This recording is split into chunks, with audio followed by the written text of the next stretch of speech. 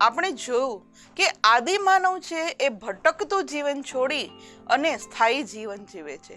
હવે સ્થાયી જીવન જીવે તો કંઈક તો એનામાં પરિવર્તન આવે ને? હા, જરૂર આવે. તે પરિવર્તન શેમાં આવ્યું? તો કે એના ભોજનમાં, એના રહેઠાણમાં અને એના પોશાકમાં. ચાલો હવે કઈ રીતે એનું પરિવર્તન આવ્યું, કઈ બાબતમાં પરિવર્તન આવ્યું એ હવે આપણે જોઈએ. તો કે કૃષિની શરૂઆત થઈ અને પશુપાલનની શરૂઆત થઈ એટલે ભટકતા જીવનમાંથી એક તો એ પહેલા સ્થાયી જીવન તરફ વળ્યો કે જે એક જગ્યાએ, બીજી જગ્યાએ, ત્રીજી જગ્યાએ જે શિકાર કરવા માટે જતો, પાણી માટે ભટકતો, આ ભટકતા જીવનમાંથી સ્થાયી એક જગ્યાએ રહેવા લાગ્યો.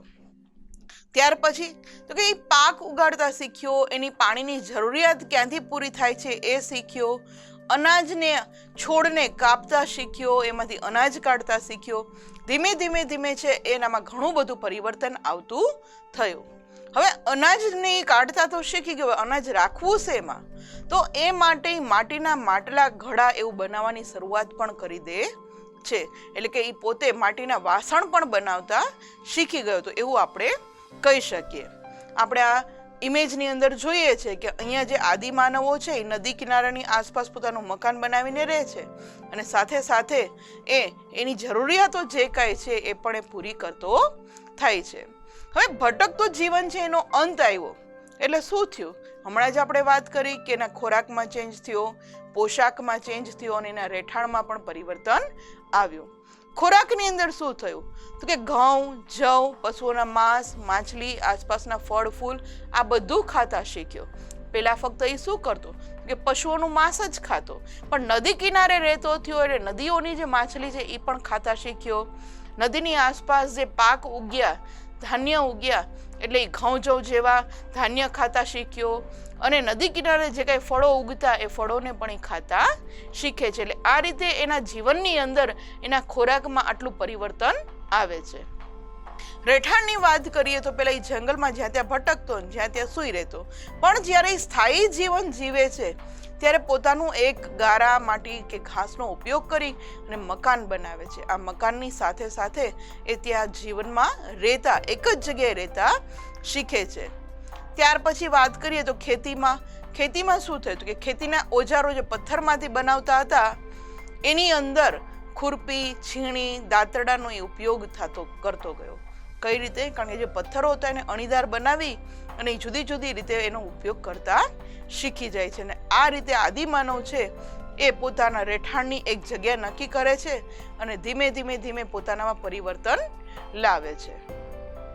અનાજ, રહેઠાણ, ઓજાર અને પ્રાણીઓની વાત કરીએ તો કઈ જગ્યાએથી આપણને માહિતી મળે છે? આપણા જે પુરાતત્વ શાસ્ત્રીઓ છે, આપણા જે ઇતિહાસકારો છે, એને આપણે વાત કરી હતી કે જુદી જુદી જગ્યાએ એને ખોદકામ કર્યું ને આ ખોદકામ દરમિયાન એને જે વસ્તુઓ મળી એ વસ્તુઓ અને સ્થળો વિશેની આપણે વાત કરીએ.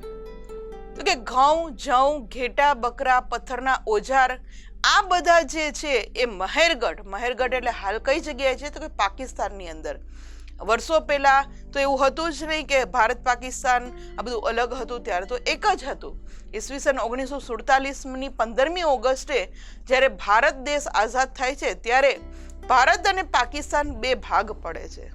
એને બહુ ઝાઝા વર્ષો નથી થયા, થોડા જ વર્ષો થયા છે. પણ આપણે જે વાત કરીએ છીએ તો લાખો વર્ષ પહેલાની વાત કરીએ છીએ, હજારો વર્ષ પહેલાની વાત કરીએ છીએ, ત્યારે તો આવા કોઈ દેશ કે ખંડ કે શાયદ હતા પણ નહીં. તો ત્યારે છે આ જમાનાની અંદર જે કંઈ વસ્તુઓ થઈ ગઈ છે, એ ઓજારો છે, એ ઘેટા બકરા છે, એના જે અવશેષો આજે આપણને મળ્યા છે એની આપણે વાત કરીએ છીએ.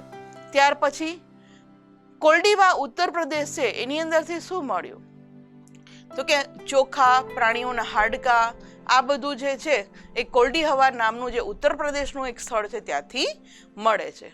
ત્યારબાદ ઉત્તર પ્રદેશનો એક બીજો જ ભાગ છે મહાગઢ કરીને, ત્યાંથી પણ ચોખા, ઘેટા બકરા, પથ્થરના ઓજાર મળે છે.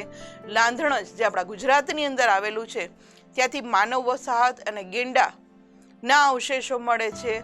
ત્યારબાદ બુર્જહોમ અને ગુફક્રાલ એટલે કે જમ્મુ કાશ્મીરની અંદર આ જગ્યા આવેલી છે, ત્યાંથી ઘઉં, મસૂર, કૂતરા, ખાડાવાળા મકાન આ બધું ત્યાંથી આપણને અવશેષો મળેલા છે. અને છેલ્લે બિહારની અંદર આવેલું ચિરાંદ ત્યાંથી પણ ભેંસ, બળદ, ઓજાર આ બધા અવશેષો આપણને ત્યાંથી મળી આવ્યા છે.